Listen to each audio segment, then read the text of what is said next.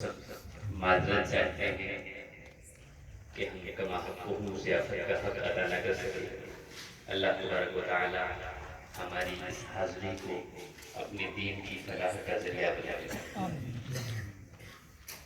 اب آپ اچھی طرح جانتے ہیں کہ آج کی اس محفل کے خطیب خصوصی حضرت علامہ مفتی محمد شریف الحسن نوری صاحب ادم اللہ ظلہ علیہ اپنے عالمانہ انطراق کے ساتھ ہمارے درمیان موجود ہیں۔ ہمیں ان کا عالمانہ خطاب سماعت کرنا ہے اور انشاءاللہ العزیز ہمیں اس سے بہت کچھ سیکھنا بھی ہے۔ یہ عرس کی محفل ہے۔ جب ہم کسی عرس میں جاتے ہیں تو ظاہر ہے کہ جو معتقدین ہوتے ہیں، عقیدت مند ہوتے ہیں، محبت کرنے والے ہوتے ہیں، انہیں اپنے مشائخ سے محبت ہوتی ہے، انہیں اپنے پیر سے عقیدت ہوتی ہے، وہ عقیدت میں آتے ہیں۔ ہمارے یہاں خاندان میں ایک جملہ کہا جاتا ہے، جب کوئی تمہاری تعریف کرے تو اللہ کا شکر ادا کرو کہ اللہ نے شاید میرے گناہ ان سے چھپا رکھے ہیں، اور جب کوئی تمہاری مذمت کرے اور وہ تمہیں نہ ہو تب بھی اللہ کا شکر کرو کہ شاید یہ کچھ غلط فہمی میں ہے، ورنہ اللہ نے مجھے اس بہتان سے تو پاک رکھا ہے۔ اور ہم جس فیلڈ میں ہیں ہمیں قدم قدم پہ تعریفیں بھی سننی ہیں، مذمتیں بھی سننی ہیں، اور اسی طرح زندگی کا سفر چلتا رہے گا۔ اللہ تبارک و تعالی ہمیں صحیح معنوں میں دین کا خادم بنائے، اپنے بزرگوں کے نقش قدم پر چلائے۔ اب میں خانقاہ کی روایت کے مطابق اپنے مہمان خصوصی کے استقبال کے لیے حضور صاحب سجادہ خانقاہ عالیہ ولیہ قادریہ حضرت والد گرامی سید شاہ غلام غوث میاں ادم اللہ ظلہ علیہ کی خدمت میں درخواست کرتا ہوں کہ شال پوشی فرما کر حضرت علامہ مفتی شریف الحسن امجدی صاحب کا نوری صاحب کا استقبال فرمائیں۔ آپ حضرات اپنی جگہ بیٹھے رہیں۔ اللہ تبارک و تعالی حضرت کے علم و فضل میں عمر میں بے پناہ برکتیں نازل فرمائے تاکہ ہم حضرت کے علمی فیوز سے تعدیر مالا مال ہوتے رہیں۔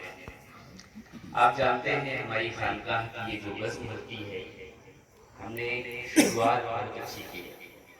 عام طور سے عرس میں میلہ ٹھیلا عورتیں ٹہلتی رہتی ہیں، ہمیں ایسے عرسوں کی عادت سی پڑ گئی ہے، ہماری عادت خراب ہو گئی۔ لیکن جب یہاں پہ آتے ہیں اور اتنے سکون کے ساتھ آپ بیٹھے ہوئے ہیں تو آپ کو تعجب ہوگا۔ اور دوسری ایک ہماری طرف ایک جلسوں کا ایک ماحول ہے جہاں پہ علم کے علاوہ سب کچھ ہوتا ہے۔ جو درس الزامی کی پہلی کتاب بھی نہ پڑھا ہو استاذ العلماء بن جاتا ہے، اور نہ جانے کیا کیا ہوتا ہے۔ تو آج حضرت علامہ مفتی شریف الحسن صاحب نے ایک بڑی اچھی بات فرمائی کہ جب کوئی عالم بولے تو لوگوں کو لگنا چاہیے کہ کوئی عالم بولے، تو یہ مجھے بات بہت اچھی لگی۔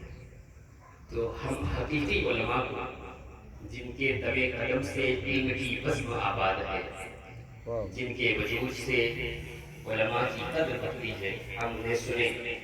اور ہمارے علاقے کی ذمہ دار شخصیت قاری محمد اسلم خان صاحب یہاں تشریف رکھتے ہیں، جو ہمارے گاؤں کی دائرہ حدیث کانفرنس کے کنوینر بھی ہوتے ہیں۔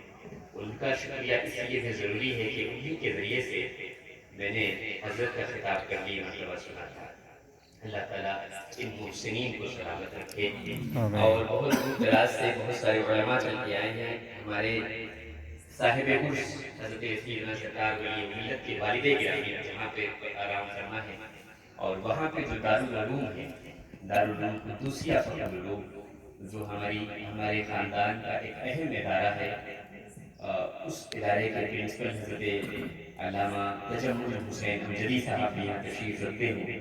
میں آپ سے درخواست کرتا ہوں کہ آپ سامنے آ جائیں، ایسے علماء کی صف میں بیٹھیں۔ حضرت علامہ فخر الدین احمد قادری ترجمان قادریت حضرت علامہ فخر الدین احمد قادری ندوی صاحب بھی یہاں پہ تشریف رکھتے ہیں اور دیگر ذمہ دار علماء ہیں.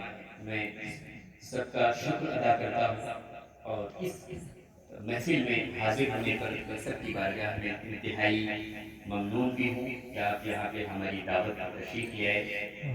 آپ جانتے ہیں کہ جھوسی شریف کا جو خاندان ہے آج سے تقریباً 725 برس پہلے الہ آباد کی سرزمین پر 710 ہجری میں مخدوم جوشی سرکار رسالت مآب صلی اللہ علیہ وسلم کے اشارہ باطنی پر اپنے پیر و مرشد کے حکم پر الہ آباد کی سرزمین پر تشریف لائے. وہ 710 ہجری تھا اور آج ہم 1445 ہجری میں. یہ پوری ایک 700 سال کی تاریخ ہے. ہم نے میلے نہیں لگائے, ہم نے بھیڑیں نہیں لگائی, ہمارے مشائخ نے ایسی جگہوں پہ جا کے خدمتیں انجام دی ہیں کہ جہاں ان کی قبروں کا بھی پتہ تھا,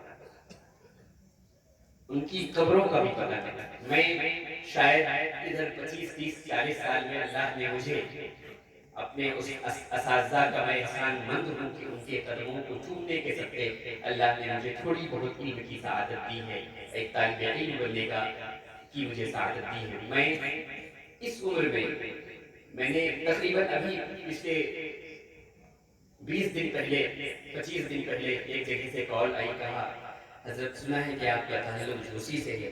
ہمارے علاقے میں ایک گاؤں ہے جہاں پہ جھوسی کا ایک سید صاحب کی قبر ہے. ہمارے آباء و اجداد بتاتے ہیں کہ ہم لوگ انہی کے ہاتھ پہ کلمہ پڑھ کے مسلمان ہیں.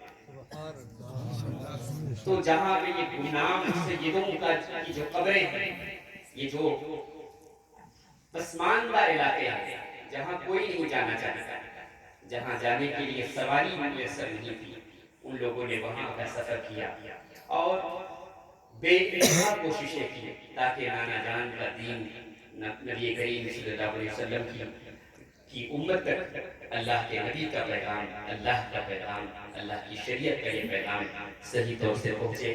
اللہ تبارک و تعالیٰ صاحب عرش کے ان مشائخ پر اپنی بے شمار رحمتیں نصیب فرمائے. جب ہم ان مشائخ کا نام لیتے ہیں, اس میں حاضر ہوتے ہیں, تو ہماری ذمہ داریاں بہت بڑی ہو جاتی ہیں, ہماری ذمہ داریاں بہت بڑی ہو جاتی ہیں. آپ جانتے ہیں ابھی ہم چاہتے تو 2-4 شورا بلا لیتے, 2-4 مقررین بلا لیتے اور رات بھر آپ کو جگاتے تو بھی جگتے.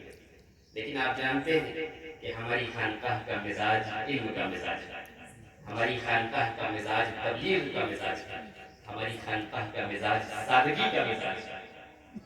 ہم نے دیکھیے زمین پہ صاحب سجادہ بھی بیٹھے ہوئے ہیں, زمین پہ عقیدت مند بیٹھے ہوئے. اب یہاں پہ جو کھڑے ہوں گے وہ عالم دین ہوں گے یا ذاتی اچھے ہوں گے. تو یہ ہم نے ایک سنت زندہ کی ہے کہ حسان بن ثابت منبر پہ ہو, رسول سامنے ہو. سبحان اللہ. ہم نے اس خانقاہ میں یہ سنت زندہ کیا ہے اور حقیقی علماء کو بلایا جائے. علم کے نام پر جہل کی سندیں لے کر کے ٹہلنے والے لوگوں کو نہ بلایا جائے. وہ علماء جو ہماری جماعت کا وقار ہے, وہ علماء جن کا علم ان کے عمل کے مطابق ہے, وہ علماء جنہوں نے اپنی جوانی کا کثیر حصہ علم کی طلب میں صرف کیا ہے, ان کو بلائیں تاکہ ہمیں یاد آئے کہ علم ہوتا کیا ہے, علم کیا ہوتا ہے, تاکہ جب ہم سنیں تو ان کی باتیں دل سے نکلتی ہوئی محسوس. تو انشاءاللہ العزیز مجھے امید ہے کہ ہم نے حضرت کو جو زحمت دی ہے, حضرت کو سفر میں جو زحمتیں ہوئی ہوں, اللہ تبارک و تعالیٰ کو واسطہ بنا کر ہم حضرت سے معذرت فرمائیں اور امید کرتے ہیں کہ آج کے اس حضرت کے نورانی بیان سے ہم سب محظوظ بھی ہوں گے اور اپنی زندگی کے لیے کو سنوارنے کے لیے ہمیں بہت ساری نصیحتیں بھی میسر آئی ہیں. میں اب بس اپنے مہمان خصوصی کو زحمت سکون دینا چاہتا ہوں کہ حضور تشریف لائیں اور آج ہماری اس خانقاہ میں جو محبت کے ساتھ جو عقیدت مند حاضر ہوئے, آپ انہیں دین کی باتیں سکھائیں, علم کی باتیں سکھائیں, تاکہ یہاں سے یہ سیکھ کر کے جائیں اور اپنی زندگیوں کو سنواریں. آپ سے ایک درخواست ہے کہ حضرت جتنی دیر بولیں, جتنی دیر حضرت کا خطاب ہو, اپنا موبائل